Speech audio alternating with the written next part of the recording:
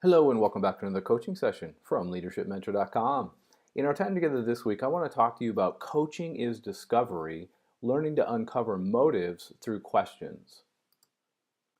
Good coaches are simply curious about the team members' motivation for something that they did. And one of the things that we talk about a lot in many of these videos is that we can't start the process with an assumption.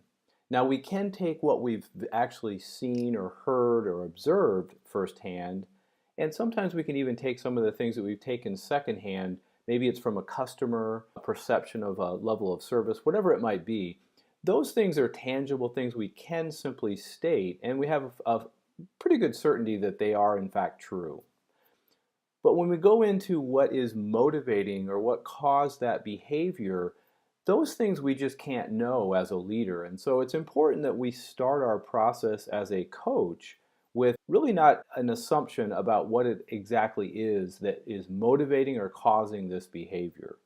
So I wanted to use the analogy of Pictionary, the game that most of us have played some format of. So in the game of Pictionary, we have virtually no idea what the answer is at the beginning of the time. But as the person drawing the picture starts to give us clues, we use those clues to create guesses or assumptions about what it is that we're going to answer with. And so I think that that's a really good analogy when you think about how we should approach coaching. We should also approach coaching in a similar fashion, right? So what we would do is we may have some general idea of about what took place, and most coaching sessions would start, if this is a coaching session where we want to change behavior, we would always want to start by simply stating what we have observed or what we know. And then we'd want to get acknowledgement from the person we're coaching that that is in fact true. And so before we can move on, we obviously have to get that agreement that we're talking about the same thing and there's acceptance from the team member that that is the behavior that we're specifically talking about. Then we would start to look for clues, and this is where the Pictionary analogy comes in. We would start to ask questions, and then the team member would, by responding, would start to give us clear clues as to what motivated them or what caused them to behave in a certain way.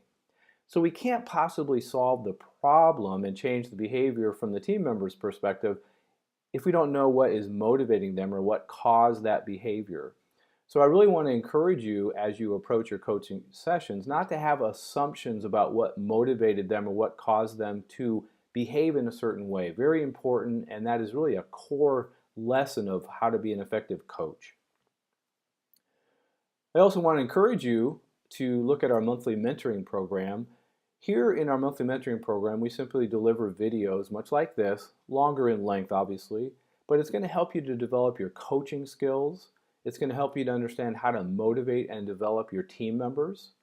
And it's really priced so anybody can really afford to do this. And so I want to encourage you to take a look at our monthly mentoring program.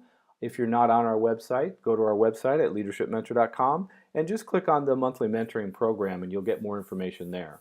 So I hope you found that helpful and I hope you all have a great week.